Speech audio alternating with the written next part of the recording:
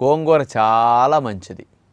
అందుకని ఆకుకూరలు ఏది వండుకుంటున్నా మీరు నిత్యం ఆకుకూరల్లో కాంబినేషన్ గోంగూర వేస్తుండండి. గోంగూరలో ఉండే న్యాచురల్ పులుపు ఉప్పు లేని లోటు లేకుండా ఆకుకూరలు ఈజీగా తినేటట్టు చేస్తాయి. గోంగూర మీరు పాలకూర వండండి, తోటకూర వండివ్వండి, చుక్కకూర వండివ్వండి, ఇంక ఏదన్నా మెంతికూర ఇట్లా ఏది వండుతున్నా అందులో గోంగూర కొంచెం వేస్తూ ఉంటే మీకు ఆ వండినప్పుడు ఉప్పు ఎక్కువ వేయకుండా తక్కువ ఉప్పుతోనే టేస్ట్ వచ్చే మెకానిజం గోంగూర వల్ల ఉంటుందన్నమాట. ఆ పులుపుకుండే టెక్నిక్ అదనమాట. మన నాలుకకి ఉప్పు ఎక్కువ లేకపోయినా తినగలిగేటట్టు ఈజీ అనిపిస్తాయి అన్నమాట ఇది. అందుకని రెగ్యులర్గా గోంగూర నేను వండుకు తినమంటాను సహజంగా. ఈ గోంగూర తింటే ఎందుకు అలర్జీలు వస్తాయంటే చాలామంది గోంగూర విడిగా వండుకున్నప్పుడండి పులుపు ఎక్కువ కదండి.